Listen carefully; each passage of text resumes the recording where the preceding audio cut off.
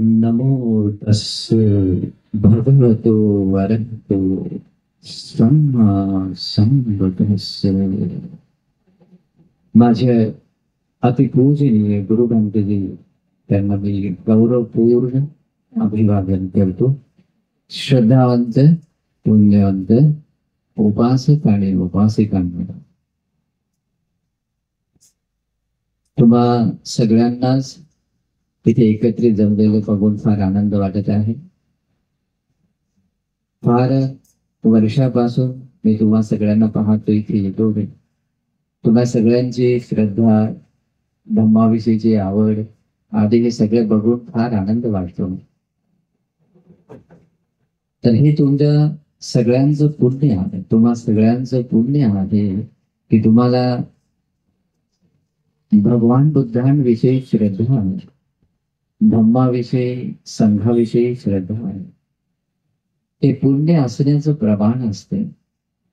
परंतु त्या पुण्यकर्माला आपण जर ओळखलं नाही, त्या पुण्यकर्माचा योग्य लाभ करून घेतला नाही, तर मात्र ही संधी अशीच निघून जाते, असेच निघून जाते. आणि संधी एकदा का आपल्या हातून गेली तर ती परत येणं एवढं शक्य नाही, संभव नाहीये, सहज नाहीये. कारण बुद्ध या संसारामध्ये नेहमी येत नसतात. भगवान बुद्ध काय म्हणतात? बुद्धो हवे कप सते दुर्लभ. भगवान बुद्ध या संसारामध्ये शेकडो कल्पानंतर कधीतरी येतात.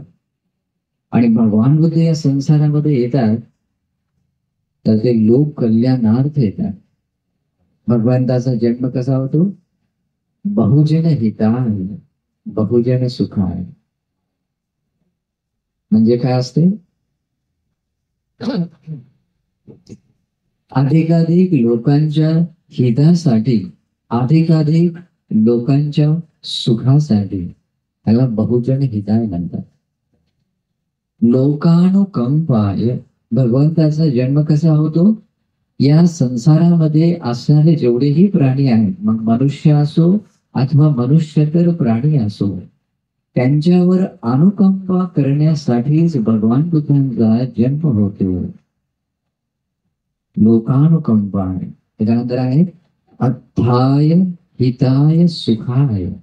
म्हणजे आपल्या सगळ्यांना परमार्थ साध्य करून देण्यासाठी भगवंताचा जन्म असतो.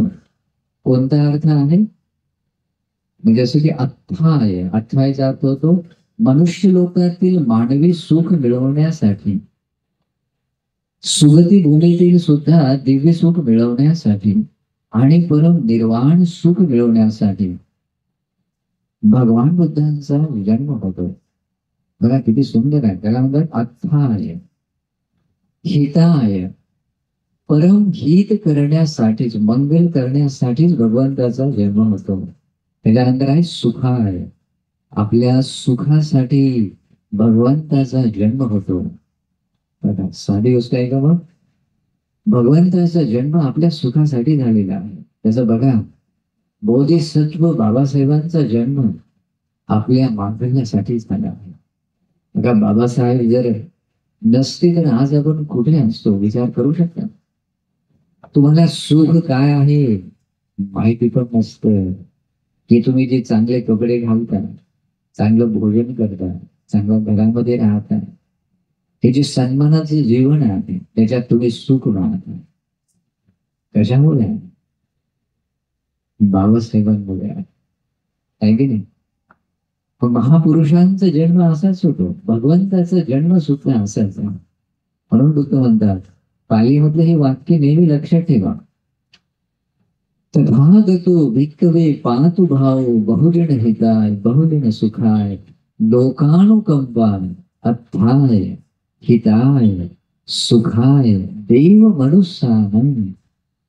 आणि हे सगळ्या संसारातील जेवढेही लोक आहेत, देवता मनुष्य आहेत, त्यांच्या हितासाठी, त्यांच्या सुखासाठी, त्यांचं सर्वांगीण मंगल करण्यासाठीच भगवंताचा जन्म होतो.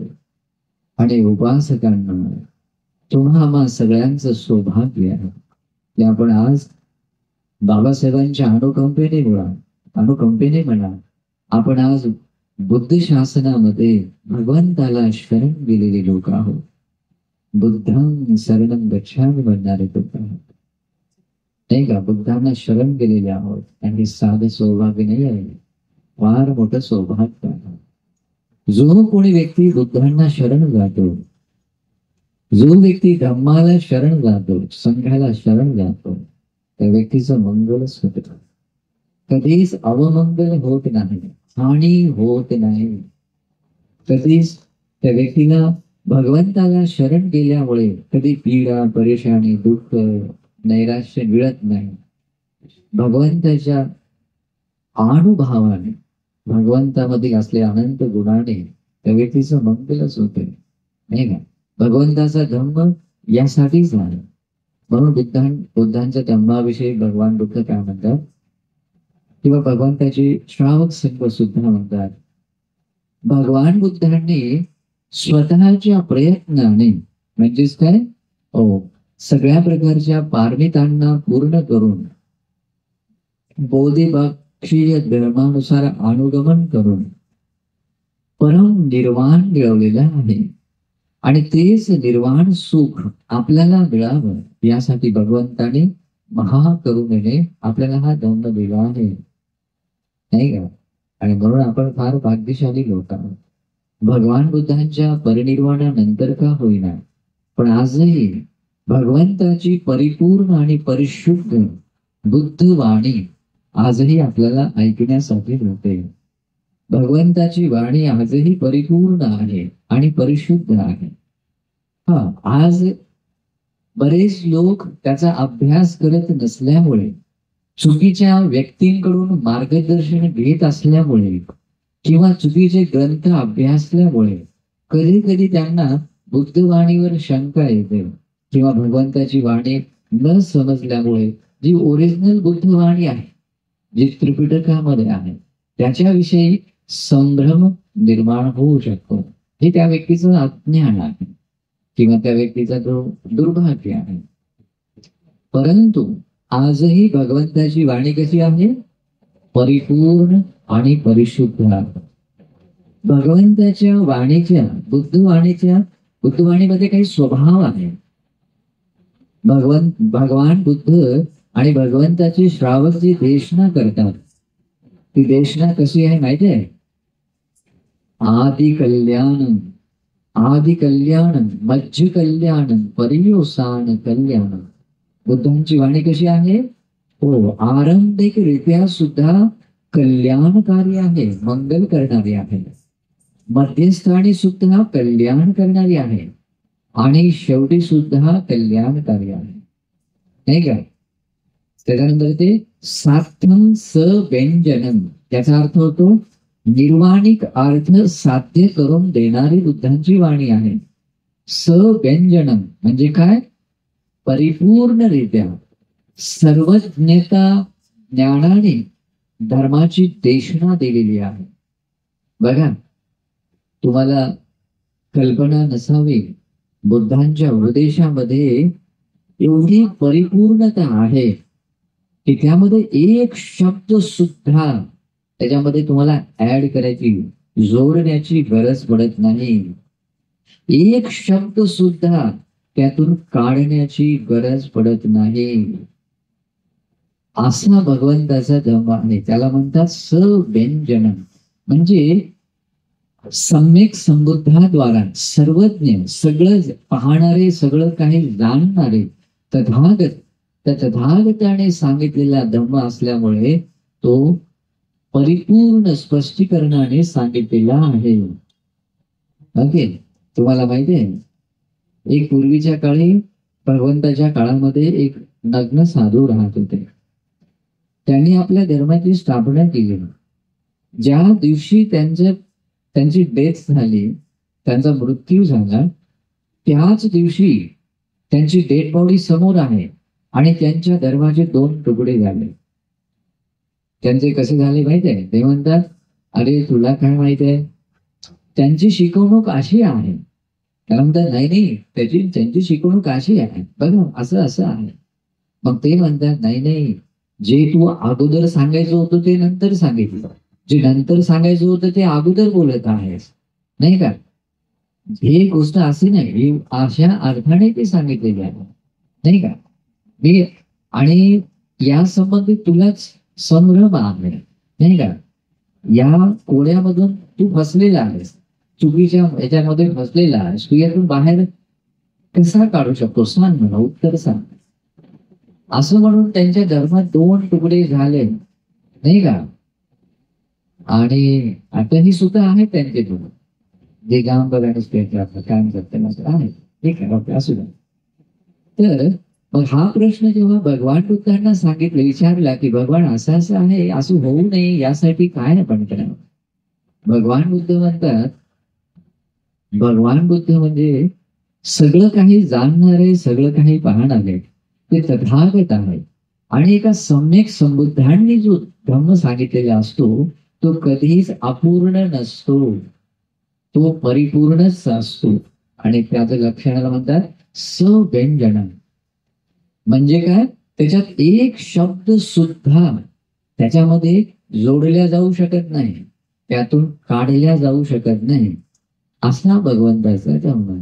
मग आजकालचे आपले लोक कसे असतात, बाबासाहेबांच्या नावाने म्हणा किंवा धम्माच्या प्रचाराच्या नावाने चुकीचे ग्रंथ अभ्यासतात, वेगळ्या प्रकारच्या लोकांचे मत ऐकतात आणि त्याच्यानुसार भगवंताच्या धम्माची व्याख्या करतात. ते चुकीचं आहे, नाही का?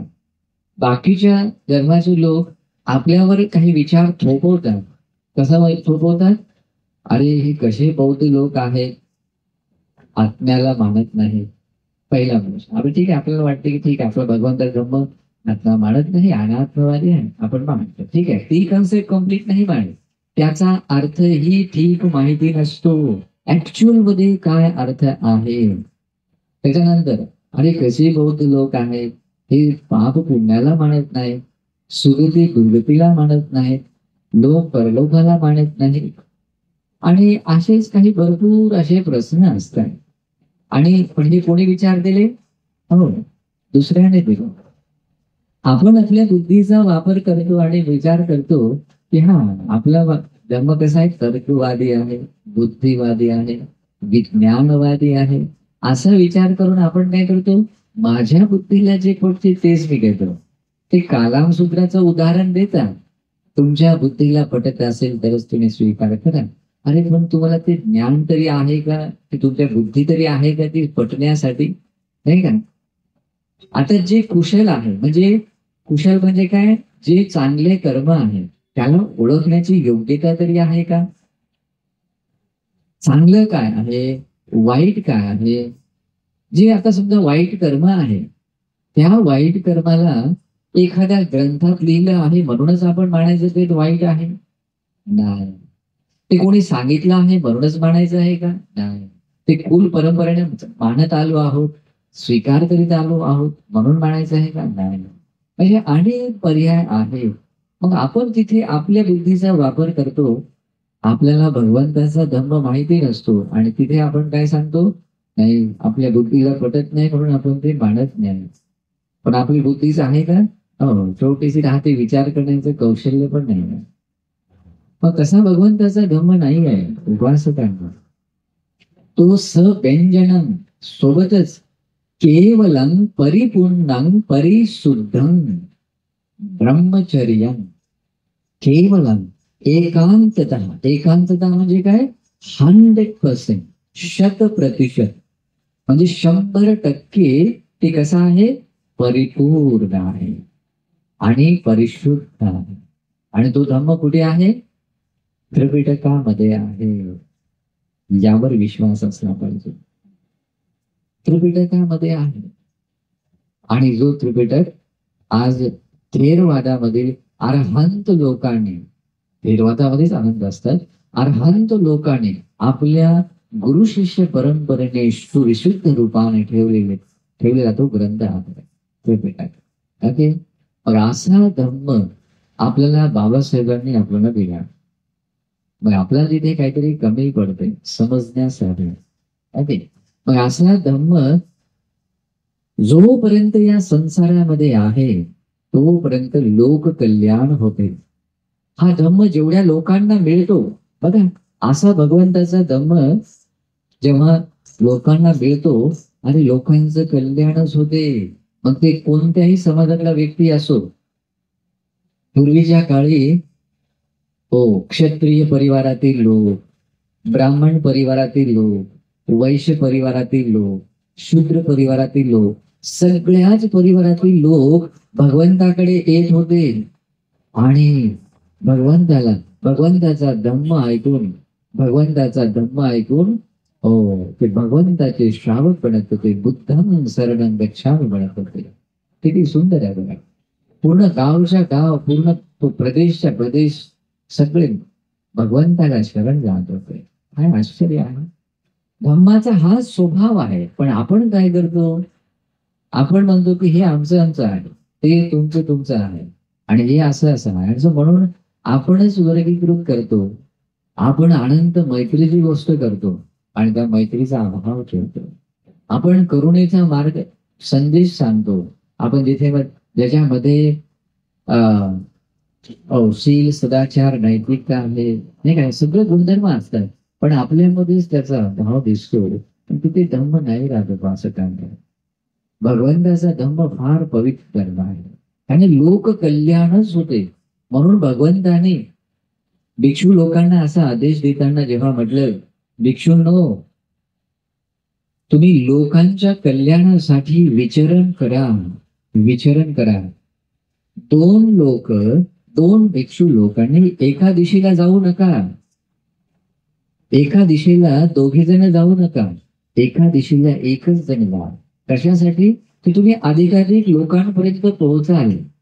जर तुम्ही त्यांच्यापर्यंत पोहोचला नाही, जसं बघा संपत्ती ब्रह्माने म्हटलं होतं की जर भगवान बुद्धाने या धम्माचा उपदेश केला नाही तर त्यांचा विनाश होईल, त्यांचं नुकसान होईल, नाही का. बुद्ध सुद्धा म्हणतात की भिक्षूंनो, तुम्ही दोन दिशेला, म्हणजे एका दिशेला दोघे जण नका जाऊ. एका दिशेला एक व्यक्ती जा आणि त्या धम्माची देशना करा, जो आदि कल्याणकारी, मध्य कल्याणकारी, पर्युसान कल्याणकारी आदी आहे धम्माचा स्वभाव. आणि खरंच बघा, ज्या दिशेला भगवान बुद्धाने भगवंताचा श्रावक संघ विचरण करत गेला, चरत भिक्खवे चारिकन बहुजन हिताय बहुजन सुखाय. अरे खरोखरच त्यांचे ते विचरण लोकांचं कल्याण करण्यासाठी, लोकांचं मंगल करण्यासाठी होतं आणि झालं. कितीतरी लोक श्रोता बनणं, सकतागामी, अनागामी, अरहंत झाले. कमीत कमी भगवंताला शरण गेलेले लोक सुद्धा सुखी बनले. मग असा भगवंताचा धम्म आहे जो लोक कल्याण करण्यासाठी आहे. मग आपल्या भगवंताच्या धम्माचं अस्तित्व टिकून राहण्यासाठी आपण जे प्रयत्न करतो त्याच्या पाठीमागे काय उद्देश आहे? लोकांचं कल्याण व्हावं, लोक सुखी बनावेत. फक्त आपल्याला क्वांटिटी वाढवायची आहे का? नाही. क्वांटिटी वाढवून काय भेटणार आहे आपल्याला? तो कोणत्याही समाजातला व्यक्ती का असेना, त्या व्यक्तीला धार्मिक बनवायचा आहे. त्या व्यक्तीमध्ये धम्म आणला पाहिजे. आणि याच उद्देशाने बाबासाहेबांनी एक वाक्य उच्चारलं होतं, पण त्याचा अर्थ कळत नाही लोकांना. अनाडी लोक अपूर्ण ज्ञान घेतात. बाबासाहेबांनी असं म्हटलं होतं की मला भारत बौद्धमय बनवायचा आहे. ओके, पण बाबासाहेबांना हा नव्हता की तुम्हाला तुमचे सगळं सोडून इकडे या, नाही का. तुम्ही जिथे आहात तिथे, पण तुमच्यामध्ये धम्म आला पाहिजे, नाही का. धम्म काय असतो? शील, सदाचार, आचरण आहे, गुणधर्म आहे, गुड क्वालिटीज आहे. आणि गुड क्वालिटीज ही फक्त पुस्तकात असल्या मात्रतेने तो धम्म बनत नाही. ते क्वालिटी जेव्हा आपला अंग बनते, गुड क्वालिटी. मैत्री धर्म आहे. मैत्री आणि करुणा हा धर्म आहे. मग ती मैत्री आणि करुणा जेव्हा आपल्या हृदयामध्ये राहते, आपला स्वतःचा गुण बनते, तेव्हा तो आपल्यासाठी धम्म बनतो. म्हणजे धारण केल्यानंतर, तो गुण धारण केल्यानंतर तो धम्म आहे. आणि जेव्हा अशा गुणधर्माला धारण करणारे लोक जेव्हा समाजामध्ये राहतील, अरे किती लोक सुखी आहेत, नाही का? म्हणूनच लोकांच्या सुखासाठी, सगळ्या सृष्टीच्या हितासाठी, सुखासाठी भगवंताचा दंभ राहायला पाहिजे, नाही का? पण तो भगवंताचा दंभ झाकून राहिला तर लोक कल्याण करत नाही. उदाहरण आहे बघा, भगवान बुद्ध अनेक पर्यायाने सांगतात. तसं बघा, सूर्य कशाने झाकतो? ढगांनी झाकतो. आकाशामध्ये जर ढगाचे काळे ढग आले तर सूर्य झाकल्या जातो. त्याच्यानंतर धुळी धुळीचं प्रमाण सुद्धा जर आकाशात वाढलं तर त्याने सुद्धा सूर्य झाकल्या जातो, नाही का? किंवा अन्य सुद्धा असं कोणते एखादं कारण असू शकते ज्या कारणाने सूर्य झाकल्या जातो. सूर्य जर झाकला तर तो स्वच्छ प्रकाश देऊ शकतो का? नाही देऊ शकत. बघा, पृथ्वीवर असे काही ठिकाण आहेत ज्या ठिकाणी सूर्य फार प्रतिदिन काळानंतर कधीतरी थोडा वेळ दिसतो. मग तिथे ते स्वच्छ प्रकाश देऊ शकतो का? नाही देऊ शकत. झाकलेला सूर्य कधी स्वच्छ प्रकाश देऊ शकत नाही. त्याचप्रमाणे भगवान बुद्धांचा धम्म हा जेवढा झाकून ठेवला आहे, हा जेवढा झाकून राहिला आहे, त्याने लोक कल्याण होत नाही. आणि भगवंताचा धम्म कशासाठी आहे? ओ हिताय सुखाय, देवता मनुष्यांच्या हितासाठी आणि सुखासाठी आहे. आणि तो जर झाकून राहिला तर मग लोक सुखी बनतील का? नाही बनतील. आणि म्हणूनच आपल्याला हा धम्म काय करायचा आहे? खुला. म्हणजे खुला करणे म्हणजे काय? विवृत्त असला पाहिजे, नाही का? खुला असला पाहिजे, स्वातंत्र्य असला पाहिजे, केला पाहिजे. मग ते खुला करण्यासाठी मग आपल्याला त्रिपिटकामध्ये, बुद्धवाणीमध्ये जसा भगवंताचा धम्म आहे तसाच विवृत्त करता आला पाहिजे. म्हणून बुद्ध म्हणतात, देसेत भिक्खवे धम्मं. भिक्षूंनो, तुम्ही भगवंत म्हणजे धम्माची देशना करा, असा उपदेश केलेला आहे. पकासेत ब्रह्मचर्य, पकासेत म्हणजे ब्रह्मचर्य म्हणजे काय? जो निर्वाणाचा मार्ग आहे, जो परम कल्याण करणारा मार्ग आहे, त्या तो प्रकाशित करा. प्रकाशित म्हणजे प्रकट करा, नाही का? आणि असं जर तुम्हाला करता येत असेल तरच तुम्ही लोक कल्याण करू शकता, समाजाचं भलं करू शकता. आणि जर तुम्ही तसं करू शकला नाही तर तो भगवंताचा धम्म झाकून राहतो. समजा त्रिपिटक आहे, आज त्रिपिटक ग्रंथ आहे आणि तो झाकून आहे, त्याने लोक कल्याण होते का? नाही आहे. पण तो प्रकट व्हायला पाहिजे. पण होण्यासाठी मग भगवान बुद्धांच्या श्रावकांच्या संपर्कात यायला पाहिजे, त्यांच्याकडून धम्म ऐकला पाहिजे. जेव्हा आपण असं ऐकतो तेव्हा त्याचं प्रकटीकरण होते, नाही का? आणि प्रकट झालेला धम्म हा लोकांचं कल्याण करते. म्हणून बाबासाहेबांनी सुद्धा एक वाक्य बोलले होते बघा. काय म्हणाले होते? बाबासाहेब म्हणाले होते, मी जो हा तुम्हाला धम्म दिला आहे तो धम्म एक जबाबदारीच्या रूपाने तुम्हाला मी देत आहे. जबाबदारी देत आहे. तुमच्या गळ्यामध्ये एखादं मडकं अडकून देत नाही आहे, नाही का? तुमच्यावर जबाबदारी आहे. जबाबदारी तुम्ही जर ती पार पाडली नाही तर दुसरे लोक असं म्हणू शकतील, असं म्हणतील की या महाराणी बौद्ध धम्म माटविला आहे. म्हणजे तुम्हाला आपल्या सगळ्यांचेच आपलं कर्तव्य आहे की भगवान बुद्धांच्या धम्माला आपल्याला लोकांपर्यंत पोहोचवायचा आहे. पण तो धम्म आपल्यामध्ये असला पाहिजे. आपणच कोरडे असलो आणि आपण दुसऱ्यांना सांगू लागलो, त्याचा काही लाभ आहे का? नाही. जसं एखादं फूल आहे, फूल म्हणजे फ्लावर, त्याला सुंदर वर्ण पण नाही आहे, त्याला गंध पण नाही आहे, त्याला वर्ण पण नाही आहे, गंध पण नाही आहे. त्याचा कोणी वापर करेल का? परत असंच पडून राहते तो, नाही का? बेसरनीचं फूल असते, बेसरन झाड असते, मला माहिती आहे, कुठेही उगवणार असते. ग्रामीण भागातील लोकांना माहिती आहे, नाल्याच्या काठीला उगवते. त्या फुलाचं कोणीही त्याचा उपयोग करू शकत नाही. तशा प्रकारे धम्म जर आपल्यामध्ये नाही आहे आणि आपण इतरांना सांगू लागलो, नाही का, मी आता असं म्हणत नाही, कारण मला तर याच्यामध्ये खूप अनुभव आहे. धम्माचे प्रचार करणाऱ्या लोकांचा संपर्क येतो आणि मला जवळपास आता 25 वर्ष झाली या धम्म कार्यामध्ये. ठीक आहे, तर मला बराच परिचय आहे. आता इथे ओपन मध्ये सांगायची गरज नाही, पण बिलकुल धम्म त्यांच्यात राहत नाही आणि धम्म प्रचाराच्या नावाने निघतात बाहेर आणि काहीही लाभ होत नाही, एकदम कोरडे आणि लोककल्याण होईल का? नाही. आणि त्याच्यानंतर दुसरी गोष्ट, ते सांगताना सुद्धा चुकीचं सांगतात. चुकीचं सांगतात. धम्म प्रचाराच्या नावाने फार चुकीचा मेसेज देतात. पूर्वीच्या काळी एक परंपरा अशी चालत होती. आपल्या बाबासाहेबांच्या समाजात जन्मलेला व्यक्ती म्हणजे त्यांनी 22 प्रतीचं पालन केलं पाहिजे, असं त्यांचं स्टेटमेंट राहते. आणि त्याच्यानुसार आपल्या समाजाच्या घरामध्ये जे काय दिसले ना, ते काढून असं फेकून द्यायचे, नाही का, आणि त्याला धम्मप्रचार समजत होते.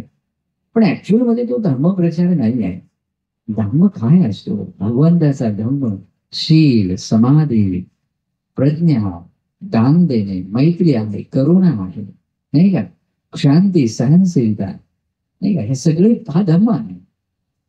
तो धम्म आपल्यामध्ये असला आणि तोच आपण इतरांना शिकवला, तो त्यांच्यामध्ये निर्माण करून दिला, तर आपण आपली जबाबदारी पूर्ण करणारे लोक आहोत, नाही का. तर इथे चुकत होतं आणि त्याच्यामुळे जे आउटपुट आहे ते दिसत नव्हतं. धम्माचं विवृत्तीकरण न झाल्यामुळेच जसं कल्याण व्हायला पाहिजे लोकांचं, समाजाचं, तसं होताना दिसत नाही. ओके, भौतिक संपदेने आपण जर उन्नती केली, भौतिक सुखाने मध्ये पण उन्नती केली, त्याने मात्र बौद्ध होत नाही. बौद्ध होण्याचं प्रमाण असते. ज्या व्यक्तींच्या हृदयामध्ये भगवान बुद्धांविषयी, धम्माविषयी, संघाविषयी श्रद्धा असते, जो व्यक्ती शीलवान असतो, म्हणजे पापकर्म करण्यासाठी ज्याला लज्जा वाटते, पापकर्म करण्याची ज्याला भीती वाटते, जो व्यक्ती आपल्यातल्या आकुशलाला दूर करण्यासाठी आणि आपल्यामध्ये सद्गुण उत्पन्न करण्यासाठी जो वीर्य पुरुषार्थ करतो, जो व्यक्ती स्मृतिवान आहे, जो व्यक्ती समाधीचा अभ्यास करतो, ज्या व्यक्तीला चांगलं वाईट, सम्यक, मिथ्या, सत्य, असत्य, धर्म, अधर्म आदी यथाभूत समजते, ते लोक प्रज्ञावान आणि ते लोक भगवान बुद्धांचे श्राव, नाही का. म्हणूनच उपासक आणि उपासिकांनो, आपल्याला लोक कल्याणार्थ भगवान बुद्धांचा धम्म आपल्याला आत्मसात करायचा आहे, करायलाच पाहिजे आणि इतरांना सुद्धा तसा धम्म सांगायला पाहिजे. आता मी तुम्हाला इथे विशेष रूपाने एक उपमात्मक गोष्ट सांगतो, ती जर समजली तर तुम्ही योग्य पद्धतीने काम करू शकता, नाहीतर तुम्ही काहीच नाही, निरर्थक काम. भगवान बुद्ध म्हणतात, कसं पाहता, चुकीच्या पद्धतीने, म्हणजे एखादा दुःशील दुराचारी माणूस आहे, त्याचं चित्त भ्रांत आहे आणि दुःशील दुराचरणामध्ये मिथ्या दृष्टी सुद्धा एक स्वातंत्र्य अकुशल कर्म आहे, ते मनाचं कर्म आहे. तुम्हाला 10 अकुशल कर्म माहिती आहे ना, नेहमी प्रवचन ऐकता तुम्ही. त्या 10 अकुशल कर्मामध्ये एक अकुशल कर्म आहे मिथ्या दृष्टी, आणि ती आपल्याला कळत नाही आणि आपल्याला वाटते की ठीक आहे, मी जे मानतो ते ठीक आहे, पण त्याचं नाही. आणि भगवान बुद्ध काय म्हणतात बघा, जो व्यक्ती मिथ्या म्हणजे ह्या प्रकारच्या अकुशल धर्मानुसार जर आचरण करत असेल किंवा अकुशल धर्माने गुणधर्माने युक्त असेल, तर तो व्यक्ती काही भगवान बुद्धांचा बनत नाही आणि तो भगवान म्हणजे धर्मात त्याच्या अस्तित्वातच येत नाही.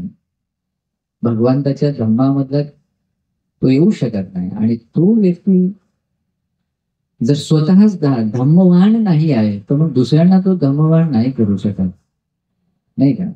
आणि म्हणूनही त्या व्यक्तीकडून आपण अपेक्षाही करू शकत नाही की आपण तो धम्म म्हणजे तो सांगू शकेल इतरांना, नाही का. आणि म्हणून आपल्याला तो व्यवस्थित आणता आला पाहिजे. त्यासाठी एक दृष्टांत तुम्हाला सांगतो, तो कसा असला पाहिजे. मी तुम्हाला आता सांगितलं त्रिपिटक ग्रंथ आपला काय आहे, धम्म ग्रंथ आहे, नाही का. फार लोकांना त्याच्याविषयी शंका वाटते, परंतु शंका नाही. मी काय म्हटलं, तो एकांततः परिपूर्ण आणि परिशुद्ध त्रिपिटक आहे. बाबासाहेबांनी जे स्टेटमेंट दिलं होतं ना, ते महायान त्रिपिटकाविषयी बोललं होतं. ठीक आहे, म्हणून आपण उगाच आपला ते बुद्धीचा वापर करून आपण असं म्हणतो की नाही नाही आम्हाला ते मान्य नाही आहे. आणि लोक काय करतात माहितीये का, जिथे ब्राह्मण शब्द दिसला, जिथे देव शब्द दिसला, जिथे काही असं दिसलं, ते आपलं वाटतं की नाही हे काहीतरी भेसळ केला आहे. आता त्याचा अर्थ तर समजून घे बेटा, है ना. अर्थ न समजून घेतच ते असं मनात आलं ते बोलून टाकतात. भगवंताचा धर्म फार पवित्र आहे आणि तो आपल्याला जर सांगता येत असेल, सांगताना कसं सांगितलं पाहिजे. भगवान बुद्ध या धम्माचे काय आहे, ते संस्थापक आहे, नाही का. त्याचे धम्म हा स्थापित करणारे आहे. भगवान बुद्ध या धम्माचे नायक आहेत, नाही का. धम्म नायक आहे, धम्म स्वामी, धम्माचे स्वामी आहेत.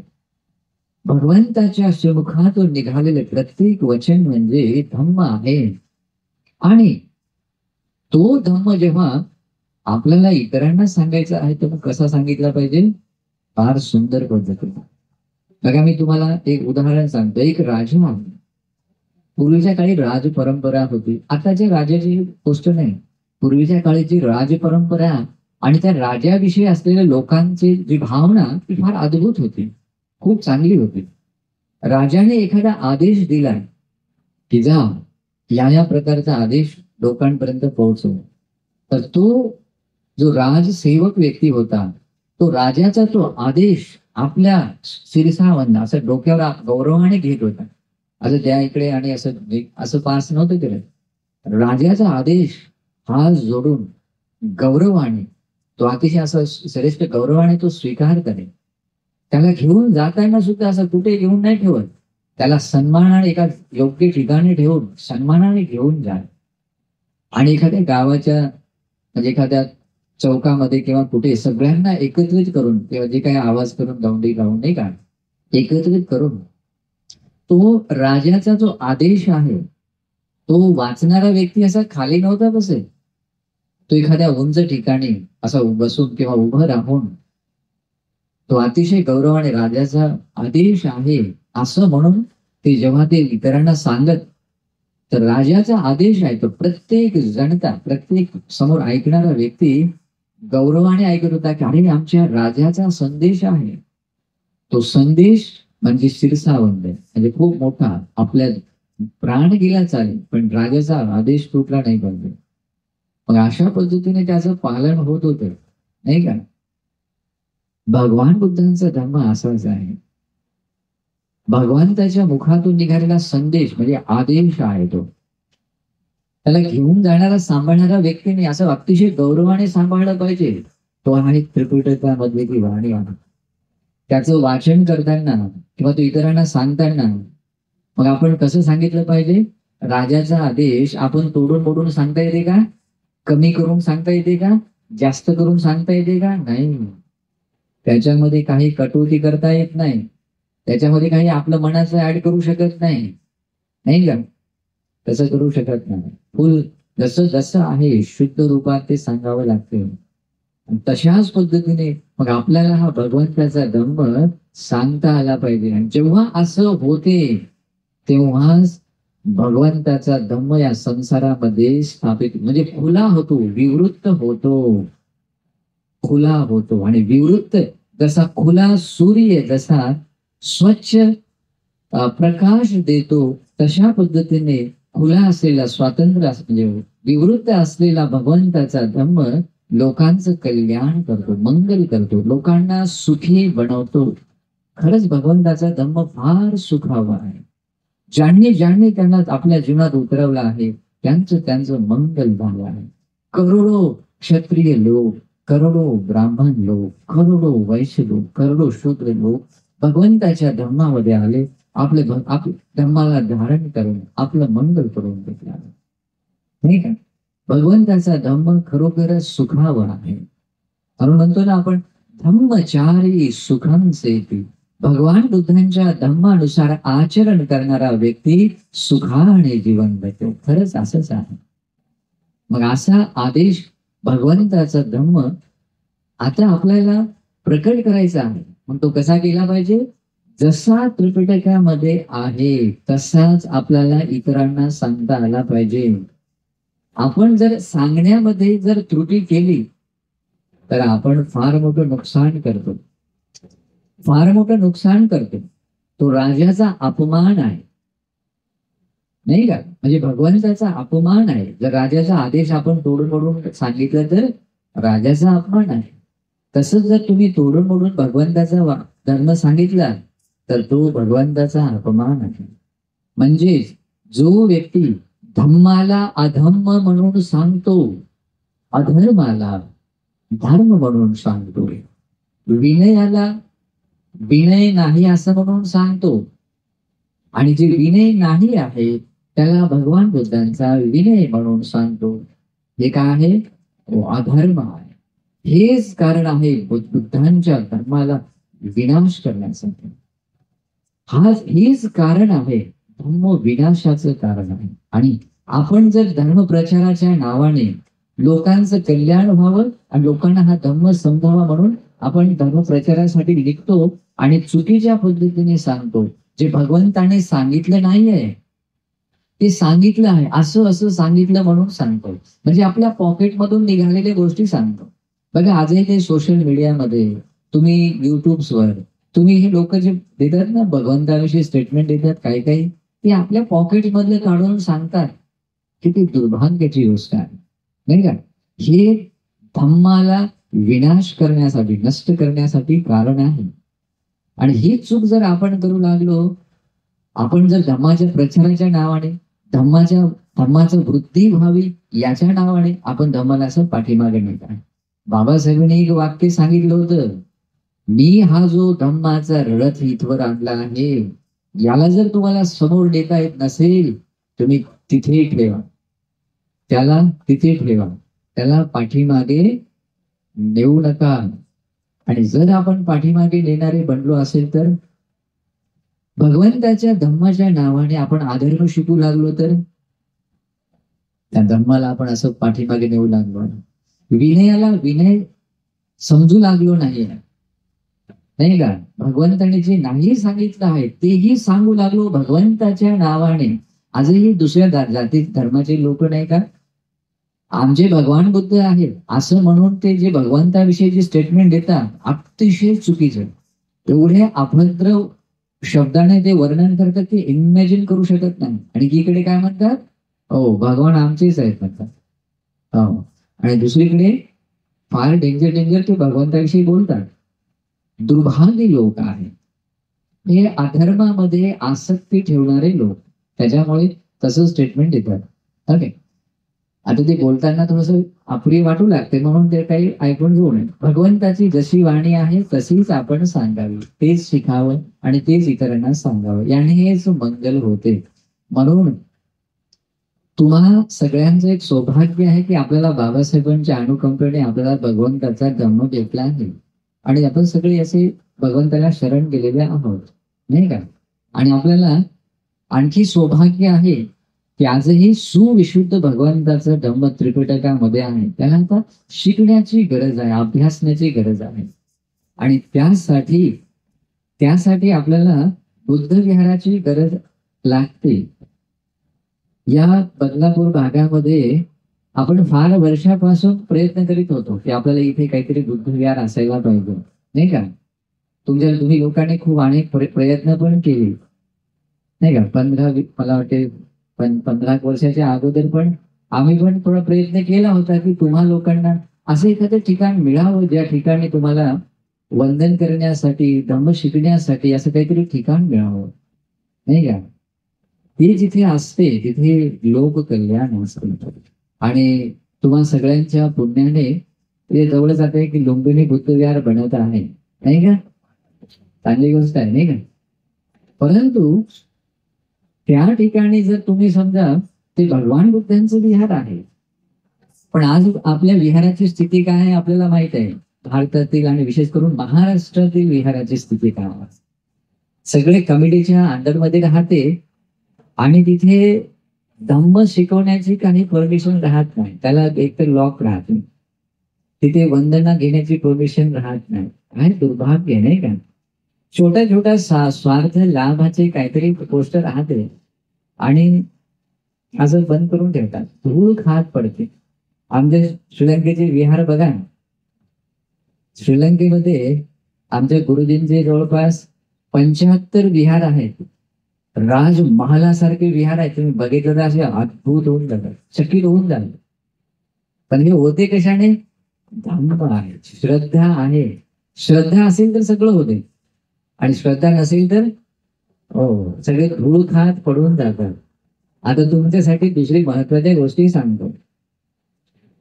विहार इथे आहे ते विहाराचा उपयोग भगवान बुद्धांच्या धम्माला प्रकट करण्यासाठी बनावा नाही का. धम्माचा उपयोग तिथे आपल्याला पुण्य संचित करता यावं यासाठीच त्या विहाराचा उपयोग झाला पाहिजे. तिथे जर रंज मात्र जरी अधर्म म्हणजे काय धर्माच्या विरुद्ध काही होत असेल ते बुद्ध विहार बनू शकत नाही. तुम्ही एकीकडे मग धम्म प्रचाराच्या नावाने तिथे ऍक्टिव्हिटीज तुम्ही करू लागला पण त्या ऍक्टिव्हिटीज मध्ये थोडासा जरी अधर्म आला, चुकीची गोष्ट आली तिथे धम्माला एक पाऊले समोर तुम्ही नेऊ शकत नाही. उलट पक्षी तुम्ही पाप कमवणारे बनता. या धम्माला पाठीमागे नेऊन लोकांचं जे कल्याण होते ना ते कल्याण तुम्ही रोखवणारे बनता. पण आपल्याला एक सौभाग्य आहे. आपल्याला बुद्धविहार मिळत आहे तर तिथे ऍक्टिव्हिटीज कशा असल्या पाहिजे. धम्मानुकूल असल्या पाहिजे. त्या विहारामध्ये भगवान बुद्धांचा यथोचित सन्मान व्हायला पाहिजे. धम्माचा यथोचित सन्मान व्हायला पाहिजे. संघाचा उचित सन्मान व्हायला पाहिजे. काही अज्ञानी आणि मिथ्यादृष्टिक लोक धम्म प्रचार करण्याच्या नावाने असं काही बोलतात. काय म्हणतात की आम्हाला संघाची गरज नाही म्हणतात. ओके. काही आपले अर्धवट ज्ञानी ते पण असं काय म्हणतात बाबासाहेबांचे वाक्याचे स्टेटमेंट वापरतात. म्हणतात की बाबासाहेबांनी काय म्हटलं.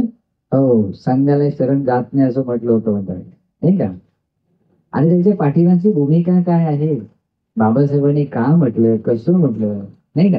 ते मागे पुढे काही माहिती नसते आणि चुकीच्या पद्धतीने मग ते वावरतात आणि याचा परिणाम असा होतो की तो अधर्म पसरवतो आणि अधर्म जेवढा पसरला तेवढं लोकांचं नुकसान आहे. धम्माचे शुद्ध प्रतिफळ मिळवण्यापासून लोक वंचित राहतात. मग जर शुद्ध परिणामच मिळत नसतील मग तुमच्या प्रयत्नाला काय अर्थ आहे. धम्मप्रचाराला काय अर्थ आहे. म्हणूनही योग्य पद्धतीने धम्म शिकावा. योग्य पद्धतीने धम्म शिकावा आणि तिथे धम्माचं कार्य व्हायला पाहिजे. त्या ठिकाणी 3 रत्नांचा सन्मान व्हायला पाहिजे. त्या ठिकाणी आपल्याला विविध प्रकारे पुण्य करता आले पाहिजे. म्हणजे ते जे ठिकाण आहे ते ठिकाण कसं बनलं पाहिजे. धम्म आचरणाचं ठिकाण बनलं पाहिजे. त्या ठिकाणी पुण्य अर्जित करता आलं पाहिजे. पाप कमावलं तर नुकसान आहे नाही का. त्या ठिकाणी जाऊन जर आपण पापच करू लागलो नाही का. तुम्हाला जर योग्य सन्मान करता येत नसेल किंवा तिथे चुकीचा धर्माच्या नावाने अधर्म शिकू लागलो मग ते काय आहे. पाप आहे, नुकसान आहे आणि त्याचा काही लाभ होत नाही. तुम्हाला वाटत असेल की माझं मंगल व्हावं, माझं कल्याण व्हावं तर आपण तिथे काय केलं पाहिजे. धम्म शिकला पाहिजे. आणि तो धम्म जिथे आहे तिथे मग व्यक्तीमध्ये मतभेद राहत नाही. बुद्ध विहारामध्ये मीच गेलो पाहिजे, त्याची चाबी माझ्याकडेच असली पाहिजे असं राहते का. झाडू तिथे मीच मारला पाहिजे असं होते का. भगवंताला फुलं मीच ठेवले पाहिजे, भगवंताला जो दिवा लावतो तो मीच लावला पाहिजे असं होते का. त्याने का लावला. किंवा त्याचं नाव का घेतलं, ते नावासाठी आहे का? नाही. तुमच्या हृदयात जर 3 रत्नाविषयी श्रद्धा असेल आणि हे एक कुशल कर्म आहे, पुण्य कर्म आहे, पुण्याची चेतना जर तुमच्यामध्ये असेल, तर तुम्हाला कधीच म्हणजे तिथे दुःखी राहण्याचं कारणच बनणार नाही. किंवा कोण करते कोण नाही करत, एखादा कचरा पडला, नाही माझं काम नाही त्याचं काम आहे, ते चाबी सांभाळतो ना, असं वाटतं होते का? नाही. ही भगवंताची सेवा आहे, हे धर्माचं ठिकाण आहे. आपण त्याच्या ते स्वतःहून उचलते की उचलला कचरा आणि मी डस्टबिन मध्ये टाकला, तर मला धम्माच्या सेवेचे, भगवंताच्या सेवेचं पुण्य मिळते, ही भावना राहते आणि या भावनेने ते करतो. म्हणून मी 15 वर्षापूर्वी सुद्धा मी तिथल्या लोकांना सांगितलं होतं, जे कोणतं धम्म कार्य तुम्ही करता त्याच्यामध्ये फक्त एकच गोष्ट असावी, पुण्याची चेतना असावी. मग तिथे व्यक्तीमध्ये मतभेद राहत नाही. मग हे स्त्री पुरुषांमध्ये, उपासक उपासिकामध्ये मतभेद राहत नाही, किंवा या कमिटी त्या कमिटीमध्ये मतभेद राहत नाही. तिथे फक्त मी भगवान बुद्धांचा श्रावक आहे, मी भगवान बुद्धांचा उपासक आहे, उपासिका, एवढीच भावना राहते. आणि पुण्याची चेतना राहते. आणि पुण्याची चेतना ज्यांच्या हृदयामध्ये आहे, अरे त्या व्यक्तीचं फार मंगल आहे, फार कल्याण आहे. बघा, असं कार्य त्या ठिकाणी व्हावं. ओके, असं जर होत असेल तरच तुम्ही या धम्माला समोर नेणारे बनता, बाबासाहेबांच्या आज्ञेचं पालन करणारे बनता. काय? या धम्माच्या रथाला समोर न्या, ही जी आज्ञा आहे ती आज्ञा पाळणारे बनतात, नाहीतर पाठीमागे नेणारे बनतात. आज हेच होत आहे महाराष्ट्रामध्ये खास करून, आणि पश्चिम महाराष्ट्र त्याच्यापेक्षा डेंजर आहे, नाही का? आम्ही 2003, 4, 5 पासून आम्ही पश्चिम महाराष्ट्रात फार प्रचार केलेला आहे. तर तिकडे आम्हाला फार प्रकार दिसतो, ते धम्माच्या नावाने अधर्म शिकवणार, नाही का? किंवा खूप साऱ्या चुकीच्या गोष्टी शिकवतात आणि ते बिलकुल असं पाठीमागे नेणारे बनतात, नाही का? आज गोयंकाजीमुळे थोडं थोडं का होईना आज थोडा परिचय होत आहे. आज त्यांनी पालीमधले जो त्रिपिटक आहे त्यांनी देवनागरी स्क्रिप्ट मध्ये बनवला आहे आणि भरपूर काही काम, चांगलं काम केलं. आज आपल्याकडे सुविधा आहे थोड्या अभ्यासण्याच्या आणि अनेक पर्याय आहेत. सगळ्यांचं योगदान आणि खास करून संघाचं योगदान आहे. भिक्षू संघाचं अस्तित्व फार महत्वाचं असते धम्मामध्ये. त्याच्यामध्ये जसं बोधिवृक्षाचं अस्तित्व असणे, भगवंताच्या धातूंचं अस्तित्व असणे आणि भिक्षू संघाचं अस्तित्व असणे फार इम्पॉर्टंट. भगवंताच्या धम्माची स्थापना जी होते ती भगवान बुद्धांच्या श्रावक म्हणजे भिक्षू संघामधील असलेल्या विनयाने ती स्थापित होते. त्याला बघा, पालीमध्ये एक वाक्य आहे, ते एवढ्या कमी वेळात ते तुम्हाला सांगता येत नाही, पण तरी सांगतो थोड्या वेळ. त्याला म्हणतात, विनये ठितन बुद्ध शासनस्य ठितन नाम होती. म्हणजे याचा अर्थ असतो, भगवान बुद्धांच्या भिक्षू श्रावकांमध्ये जेव्हा विनयाची स्थापना होते तेव्हा बुद्ध शासन हे स्थापित होते. आता हीच गोष्ट उपासक आणि उपासिकांमध्ये सुद्धा आहे. जेव्हा उपासक आणि उपासिकांमध्ये विनय असतात, विनय असतात म्हणजे काय? 10 प्रकारचे अकुशल कर्म तुम्ही कधीही करत नाही, त्याच्यामध्ये मिथ्या दृष्टीपण आहे, ते तुम्ही कधीच बनत नाही. आणि 10 प्रकारच्या कुशल कर्माने युक्त असता, पंचशिलाचं पालन करता, 3 रत्नाला शरण दिलेले आहेत, तर तुम्ही खरे उपासक आहात. आणि या उपासकांमधला हा विनय जोपर्यंत तुमच्यामध्ये असतो, जोपर्यंत हा जर स्थापित आहे, तुम्ही जर तुम्हाला पंचशीलच दिलाय, फार मोठे नाही आहे ते, पण तेवढेही जर तुम्ही 3 रत्नांची शरण ग्रहण करून पंचशिलामध्ये स्थापित असणारे तुम्ही बनाल, तुमच्यामध्ये सुद्धा धम्म असणार. आणि रहस्यमय गोष्ट अशी उपासकांनो, तुमचं अस्तित्व असणे संसारामध्ये धम्माचं अस्तित्व असणे असते. ओके, आता तुम्ही विचार करा, मी एका छोट्याशा घरामध्ये एका कोपऱ्यात एक छोटस शरीर आहे, गरीब गुरूब आहे आणि साधा माणूस आहे. माझ्या राहण्याने काय लाभ होईल? माझ्या असण्याने काय फरक पडणार आहे? ही पृथ्वी एवढी मोठी आहे, त्याच्यामध्ये मी साधा सुद्धा माणूस इकडे राहतो आणि माझ्या राहण्याने काय लाभ होणार? धम्माला काय होणार? नाही. तुम्ही जर 3 रत्नाला शरण गेलेले आहात, पंचशिलाचं पालन करणारे आहात, 10 अकुशल कर्मापासून दूर राहून कुशल कर्म करणारे असाल, तुमच्या असण्यानेच भगवंताचा धम्म असतो. तुम्ही मृत झाले, तुम्ही जर मरण पावले, तिथे धम्म सुद्धा संपतो. जर तुम्ही शेवटचे व्यक्ती असाल, तुम्ही जर 3 रत्नाला शरण गेले आणि पंचशील पालन करणारे पृथ्वी तलावर एक मात्र व्यक्ती आहात, तुमच्या एकट्या व्यक्तीच्या राहण्याने सुद्धा धम्माचं अस्तित्व राहते. आता हे मी तुम्हाला फार गांभीर्य आहे याच्यामध्ये, पण एवढ्याने समजून घ्या. म्हणून तुमची भूमिका किती मोठी आहे तुम्ही समजून घ्या. आणि जर तुम्ही अशाच प्रकारे शीलवान गुणवान शील समाधी प्रथेचा अभ्यास करणारे लोक या बुद्धविहारामध्ये तुमच्या आपल्या समाजात तुम्ही निर्माण करीत असाल, तर काय होईल माहित आहे? धम्माचं अस्तित्व राहील, हा धम्म वृद्धिगत होईल.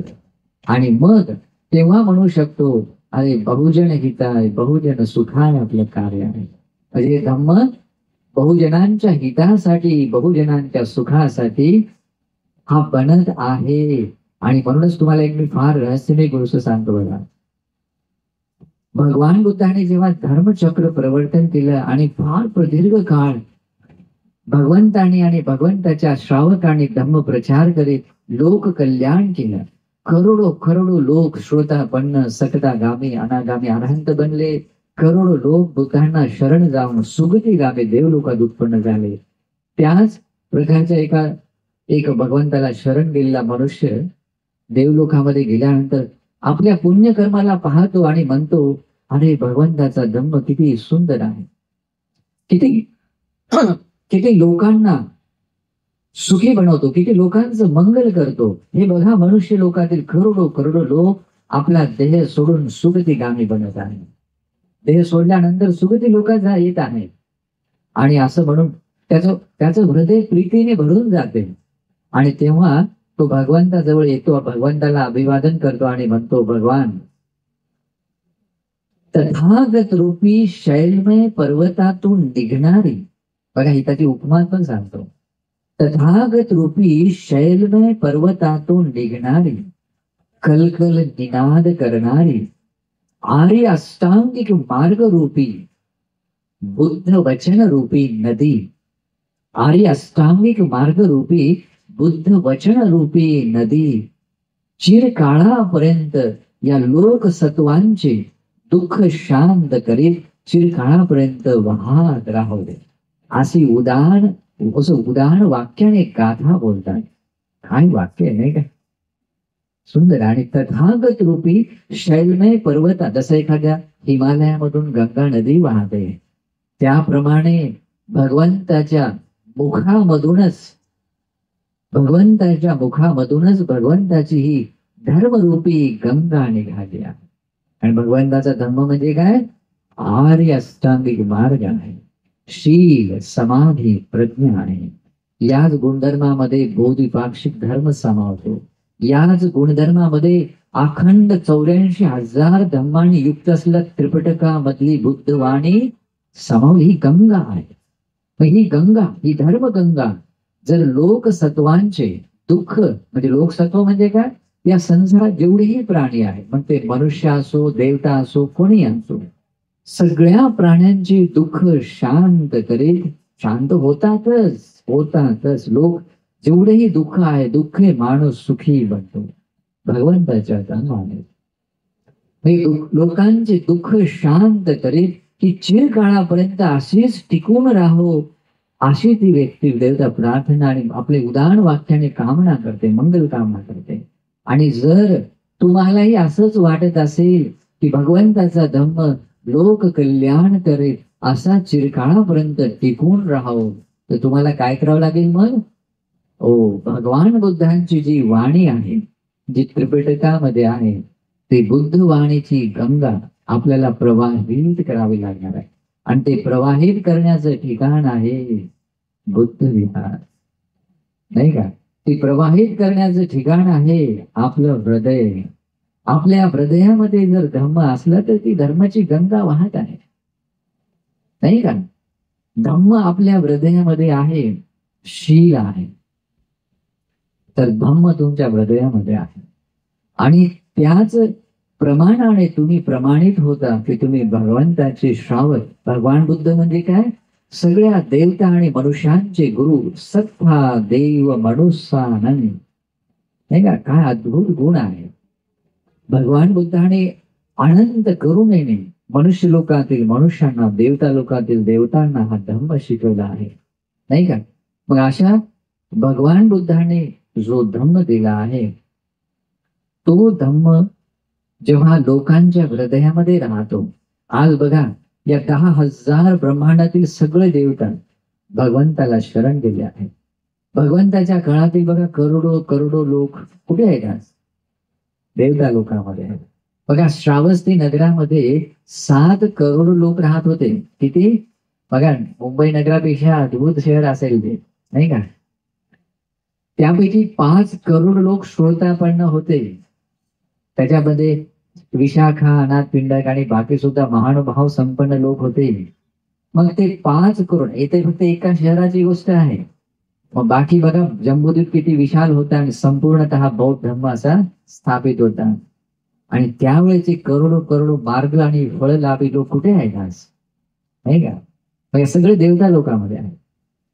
आणि बाकीचे जे ऑलरेडी तिथे वसणारे लोक सगळेच्या सगळे भगवंताला शरण गेले आहेत. म्हणून या 10,000 ब्रह्मांडामध्ये एक मात्र कोणता धम्म असेल, तो भगवान बुद्धांचा धम्म आहे. आपल्याला इथे जरी थोड्या प्रमाणात दिसतो, तरी भारतामध्ये जरी थोड्या प्रमाणात दिसला, पण विश्वामध्ये आज लोक भगवंताच्या धम्माकडे येत आहेत आणि आहे. विश्वामध्ये बघा किती क्वांटिटी आहे, नाही का? भारतातील दुर्भाग्य आहे, भारतात पुण्यवान लोक आहेत, पण पुण्यवान लोक असून सुद्धा त्यांच्या 2 चुका झाल्या आहेत.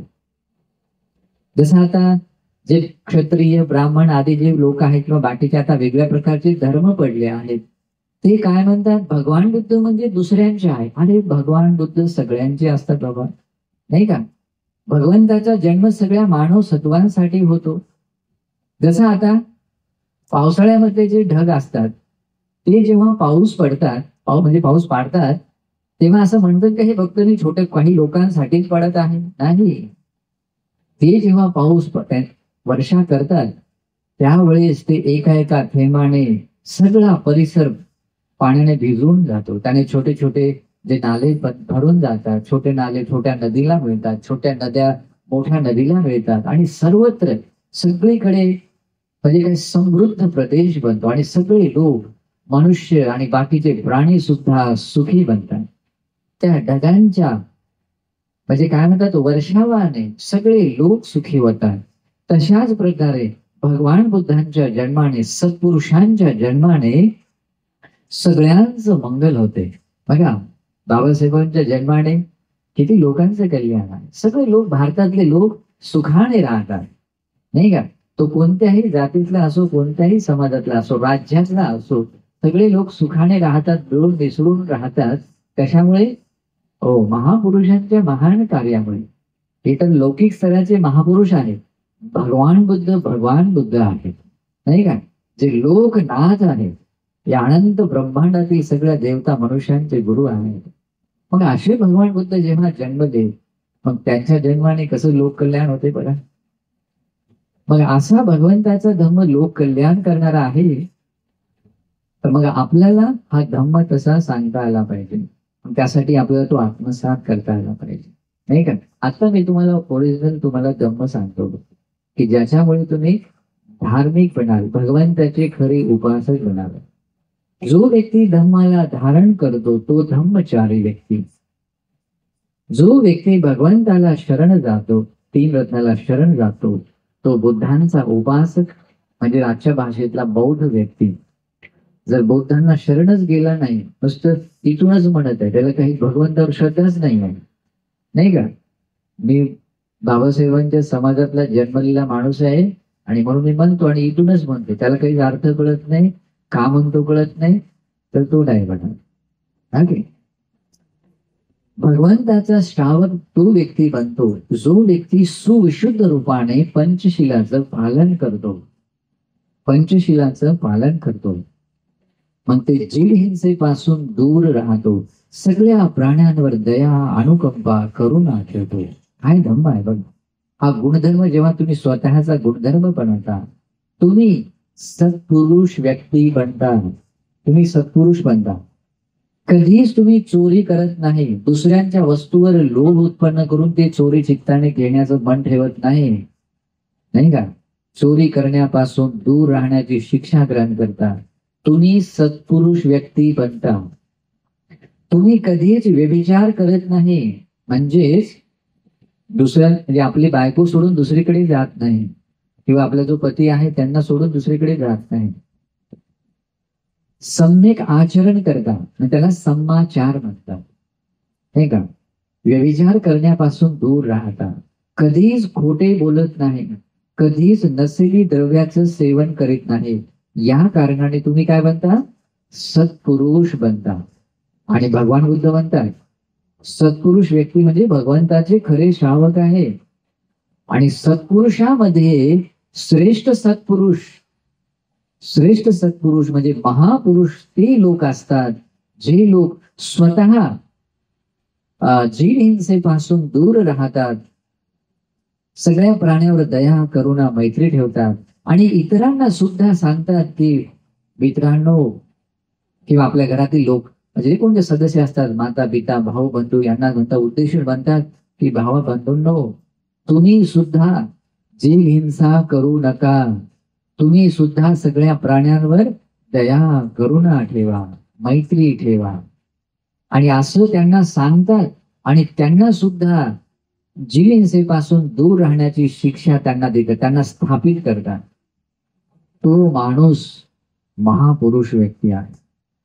सत्पुरुष तर तो शील पालन केल्याने आहे, पण सत्पुरुषामध्ये श्रेष्ठ सत्पुरुष महापुरुष तो व्यक्ती आहे जो स्वतः सुद्धा शीलाचं पालन करतो. म्हणजे जीव हिंसेपासून दूर राहतो, सगळ्या प्राण्यांवर दया मैत्री ठेवतो, पण इतरांना सुद्धा तशा प्रकारे जीव हिंसेपासून दूर राहण्याची शिक्षा देतो, त्याला शिकवतो. आणि आपल्याला महापुरुष बनण्यासाठी, सत्पुरुष बनण्यासाठी, श्रेष्ठ सत्पुरुष बनण्यासाठी एक संधी आहे. आता बघा, आपल्याला वाटते आपले मुलं, आपले भाऊ बंधू सुखी राहावे, त्यांच्याविषयी प्रेम आहे, त्यांना दुःख होते तर आपल्याला दुःख होते. खास करून जे आई वडील असतात, आई वडिलांचं प्रेम एवढं अनंत असते, आई वडिलांमध्ये करुणा एवढी अनंत असते. आपल्या मुलाबाळांना थोडंसं जरी दुःख झालं ना, त्यांचं हृदय असं कंपित होते. त्यांना कधीच वाटत नाही की थोडंसं त्यांना दुःख व्हावं. तो जिथे असेल, जसं असेल, सुखी राहावा, हीच मैत्री असते, नाही का?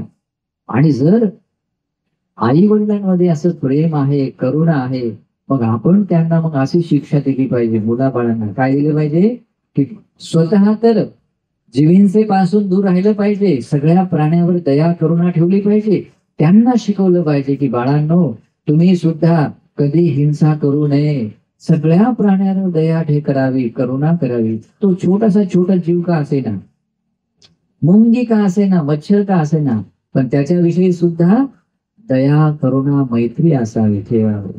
आणि जेव्हा तुम्ही अशी शिक्षा त्यांना देता आणि त्याला खरंच तसं शीलवान बनवता, आणि तुम्ही घरापासूनच तुम्ही सत्पुरुष बनायला सुरुवात होते, महापुरुष बनायला सुरुवात होऊन जाते, नाही का? आणि हीच गोष्ट जेव्हा तुम्ही मग पाचही शील तुम्ही आपल्या घरातील व्यक्तीला सांगता किंवा समाजातील लोकांना सांगता. आता हे बुद्धविहार बनल्यानंतर जेव्हा तुम्ही एवढी जरी शिक्षा तुम्ही इतरांना शिकवणारे बनाल, तुम्ही सत्पुरुष तर बनताच, तर सत्पुरुषामध्ये श्रेष्ठ सत्पुरुष बनतात. आणि असे लोक जेवढ्या प्रमाणात वाढतील, अशा प्रमाणात शीलवान लोक जेवढ्या प्रमाणात वाढतील, हा धम्म वाढत राहील, लोक सुखी बनत राहील, नाही का? असे लोक सत्पुरुष लोक बनतात, महापुरुष लोक बनतात. आणि भगवंताचा धम्म अशाच प्रकारे सत्पुरुषांची उत्पत्ती करणारा, महापुरुषांची उत्पत्ती करणारा, नाही का, आणि भगवान बुद्धांचे अनुगमन करणारे हे सत्पुरुष लोक जेव्हा बनतील तेव्हा सर्वत्र सगळीकडे सुखच सुख राहील. देह सोडून जाणारा व्यक्ती कधीच दुर्गतीला जात नाही. म्हणून बुद्ध म्हणतात, शीलेन सुगती, शीलेन भोग संपदा, शीलेन निभूती, तस्मा शीलं विशोदय.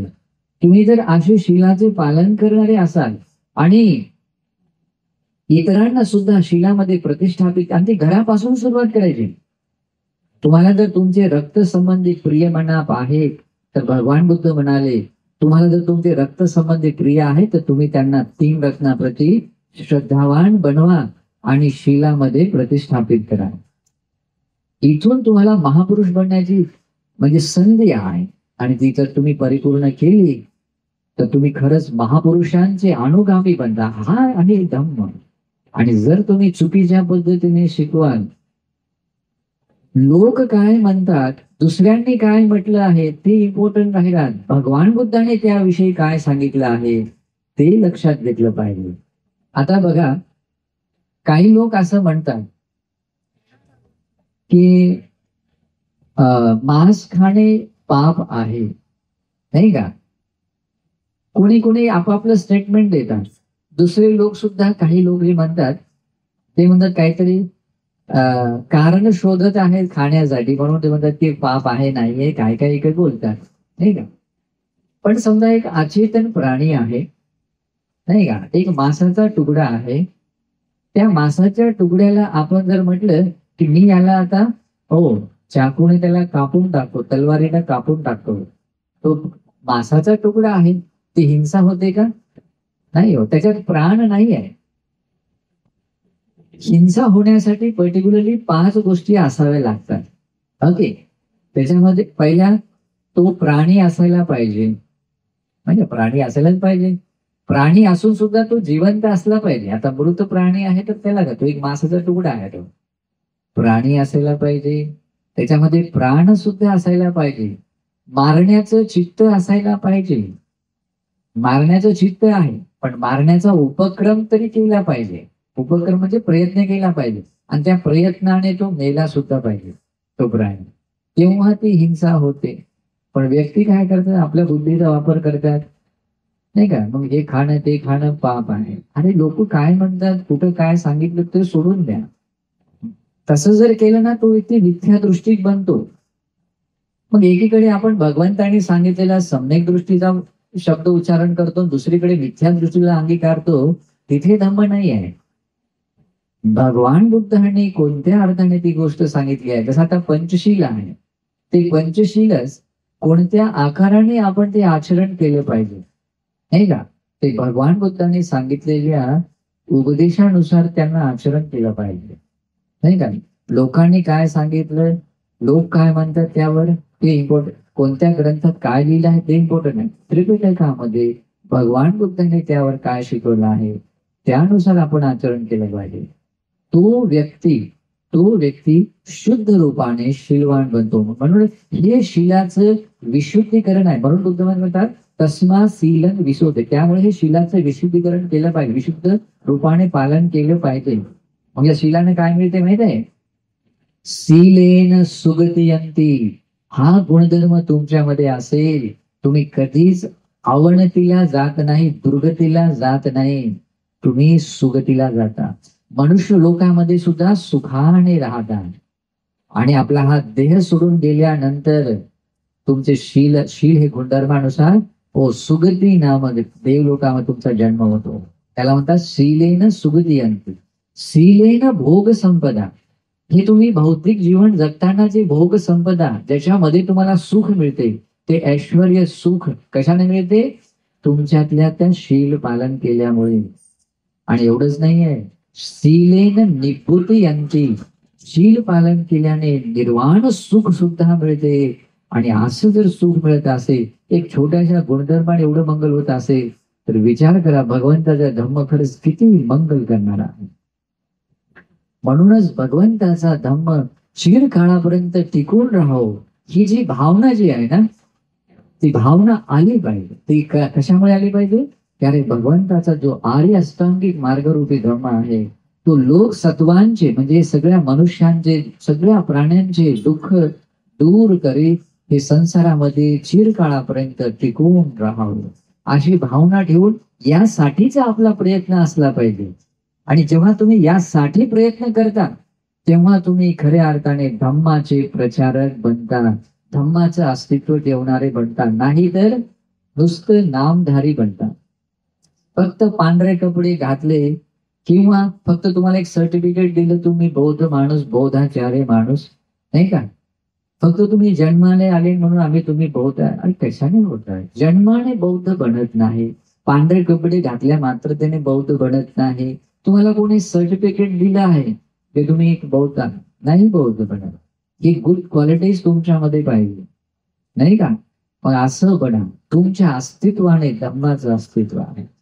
त्या अस्तित्वाचे तशा गुणधर्माचे दोन लोक तुम्ही वाढवा, तुम्ही दोन लोक तुम्ही बनवा आणि तुम्ही महापुरुष बनता. धम्माचं अस्तित्व टिकून ठेवणारे. जसं माणूस एखादं झाडाचं रोपटं लावते समोरच्या पिढीला येण्यासाठी काहीतरी उपयोगात यावं, तसं तुम्ही काहीतरी धम्माचे बीज असे रुजवा, नाही का? बघा किती महान पुण्य आहे. हे धम्म कार्य करणे म्हणजे काय माहित आहे? भगवंताचं कार्य करणे आहे. भगवंताचं कार्य करणे म्हणजे भगवान बुद्धाने सांगितलेल्या अनुशासनानुसार तुम्हाला ते काम करायचं आहे. तुम्ही जर चुकीच्या पद्धतीने केलं ते भगवंताचं काम बनेल का? भगवंताचं काम नाही आहे. आणि आजकाल हेच होत आहे. अज्ञानी छोट्या छोट्या बुद्धीचे लोक, नाही का, तर्क लावणारे विज्ञाननिष्ठ विज्ञाननिष्ठ हे शब्द प्रयोग उच्चारण करून त्याचं थोतांड मांडणारे लोक, नाही का, बुद्धीच नाही त्याच्यावर तर्क करतात की हे असं का आहे, नाही का, आणि त्याच्या आधाराने मग प्रचार करतात. कसं होईल, नाही का? म्हणूनही भगवंताचं काम करणारे बनायचं आहे तर तुम्हाला भगवान बुद्धाने ज्या अर्थाने जो धम्म सांगितला त्या अर्थाने तो तुम्हाला धारण करता आला पाहिजे, इतरांना सांगता आला पाहिजे. मग बघा तुम्ही भगवंताचे श्रावक बनाल, भगवंताचं काम करणारे बनाल. म्हणून बघा भगवान बुद्ध सारीपुत्र बंदेच्या विषयी बोलतात. बघा सगळ्यांसाठीच बोलतात, पण विशेष करून सारीपुत्र बंदेसाठी का बोलतात? कारण भगवान बुद्धांनी स्थापित केलेल्या धर्मराज्यामध्ये, या धर्मराज्यामध्ये धर्मसेनाधिपती अरहंत सारीपुत्र बंदे, त्यांना नाव आहे धर्मसेनाधिपती. काय नाव आहे, नाही का? आणि खरंच भगवान बुद्धांनी ज्या दिशेने धर्मचक्र प्रवर्तित केला आहे त्याच धर्मचक्राला त्याच दिशेने अनुप्रवर्तित करणारे एक मात्र सारीपुत्र अरहंत बनते, नाही का? आणि सारीपुत्र बनतेला भगवान बुद्ध असं म्हणतात. कधी कधी असं एक घटना भरपूर आहे पण तुम्हाला सांगायला वेळ नाही. भगवान बुद्ध म्हणतात सारीपुत्र तू ज्या दिशेला जातो त्या दिशेला मला जाण्याची गरज नाहीये ना. तू ज्या दिशेला जातोस त्या दिशेला मला जाण्याची गरज नाही आहे. तू जे काम केलं ते काम माझं काम आहे. मी ज्या दिशेला जातो तिथे तुला जाण्याची गरज नाही आहे, नाही का? असं काम आहे भगवंताचं काम. असं काम करता आलं पाहिजे. भगवंताच्या या धर्मचक्राला अनुप्रवर्तित करता आलं पाहिजे. आणि हे आपले लोक, नाही का, त्याला आपले म्हणायला पण कधी कधी लाज वाटते. मिथ्या दृष्टी अल्पबुद्धीचे लोक कधी कधी काय करतात? भगवंताच्या धर्माच्या नावाने आपल्याच खिशातील धर्म सांगतात, पॉकेटमधील धर्म सांगतात आणि त्याच्यावर टाळ्या पण वाजतात लोक, नाही का?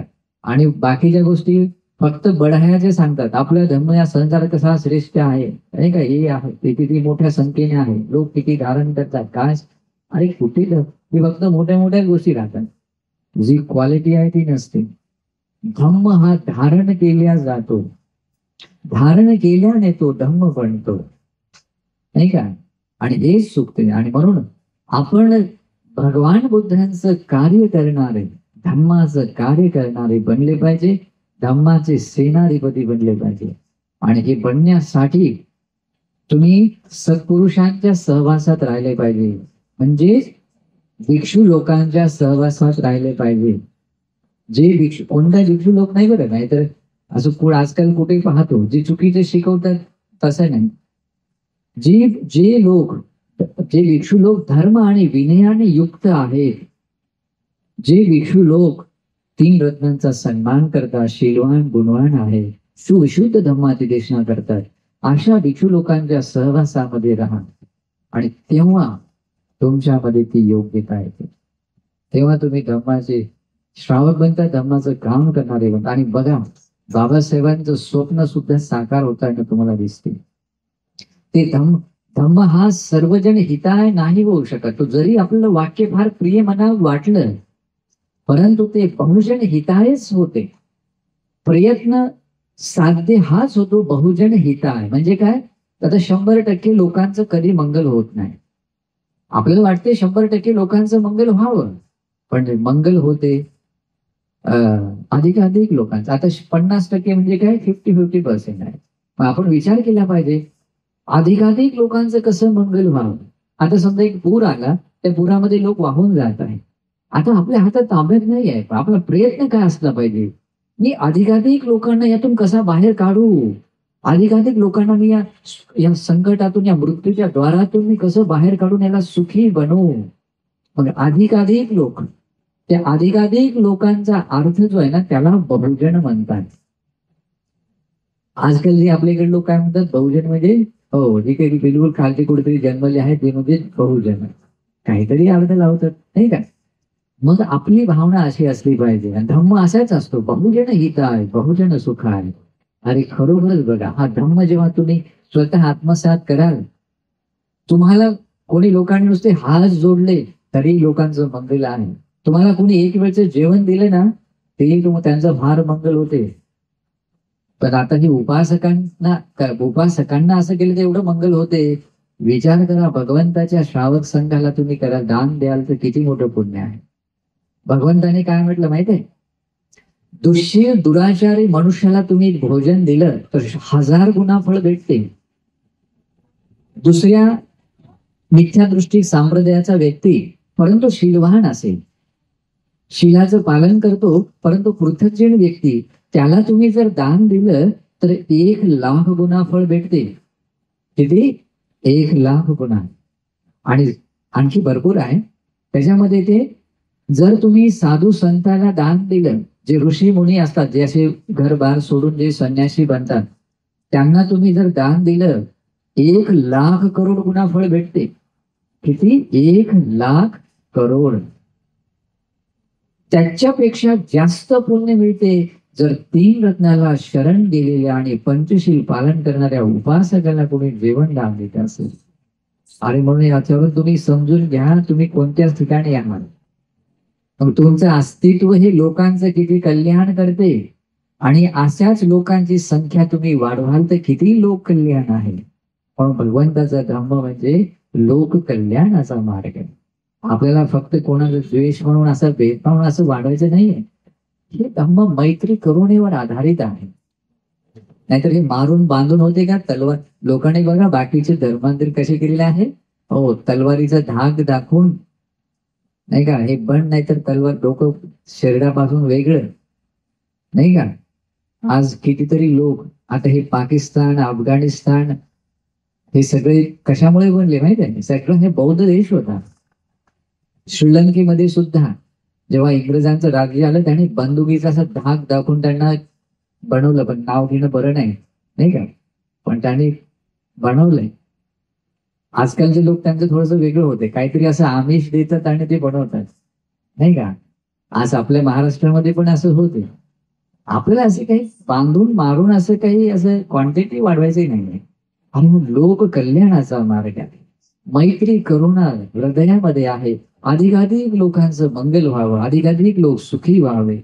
जसं एखाद्या घरामध्ये आग लागली, घराला आग लागली, त्या घरातील जेवढे लोक आपल्याला वाचवता येतील त्यासाठी आपण प्रयत्न करतो. तशा प्रकारे प्राण्यांवर, मनुष्यांवर दया करुणा करून त्यांच्या भल्यासाठी त्यातून बाहेर काढून त्यांचं मंगल करण्याचा विचार असावा. असं महान कार्य आहे. आणि हे महान कार्य म्हणजे भगवंताचं काम. हे महान कार्य म्हणजे काय? भगवंताचं काम आहे. भगवंताने हेच केलं आहे. भगवंताचं काम असे मृत्यूच्या नरकाच्या द्वारावर उभे राहणाऱ्या लोकांना सुद्धा त्यातून बाहेर पडून सुगतिगामी बनवलेलं आहे भगवंताने. काय आश्चर्य नाही, भगवान बुद्ध आहे. मग असं काम आपल्याला करता एवढं महान तर नाही, पण कमी कमी छोट्या खाणी का होईना असं करून बघा. स्वतः शीलाचं पालन करा, इतरांना शील पालन करण्यासाठी सांगा, त्याला शीलामध्ये प्रतिष्ठापित करा, आणि बाकी सुद्धा असं तुम्ही केलं तर तुम्ही भगवंताचं काम करणार आहे. आता एवढ्या छोट्या गोष्टीने सुद्धा एवढे महान बनताय. विचार करा, समोरचा धम्म किती मोठा आहे, आणि तो जर तुम्ही धारण केला आणि इतरांना शिकवणारे बनला, किती मंगल आहे, नाही का? मग हा उपदेश कायम लक्षात ठेवा आणि सतत पुण्य अर्जन करा. या प्रकारे धर्म आचरण करून आणि इतरांना हा धर्म अशा प्रकारे खुला करून पुण्य करा. आणि पुण्याची संधी म्हणूनच तुम्हाला इथे बुद्ध विहार मिळत आहे. पण या विहारात कामकाज करताना, सगळ्याच ऍक्टिव्हिटीज करताना भिक्षू संघाच्या सानिध्यामध्ये राहून त्यांचा सन्मान करून धर्मानुकूल मार्गदर्शन घेऊन, चुकीच्या व्यक्तीकडून मार्गदर्शन घेऊ नये. नाहीतर कोणी आलं म्हणून त्यांनी सांगितलं असं कर, नाही. आजकाल फार चुकीचे लोक आहेत इथे, नाही का? योग्य व्यक्तीकडून धर्माचं मार्गदर्शन घेणे आणि धर्मानुकूल धर्माचं काम करणारे धर्म सेनाधिपती सारखे आपण काम करणारे बनलं पाहिजे. ओके, तर हा उपदेश तुमच्यासाठी आहे. हा उपदेश लक्षात ठेवा आणि आपल्या जीवनामध्ये धर्म आचरणामध्ये आणा. खूप मंगल आहे तुम्हा सगळ्यांना. ही धर्मदेशना 3 रत्नाप्रती श्रद्धा उत्पन्न करण्यासाठी, शीलाचं पालन करण्यासाठी, त्याचप्रमाणे दानादी पुण्यकर्म करण्यासाठी, तसेच स्वतः सुखाने धर्मजीवन जगून धर्माचे महान प्रतिफळ मिळवण्यासाठी एकांत रूपाने हेतू प्रत्यय बनो या सद्भावनेने मंगल कामना करतो, आशीर्वाद करतो.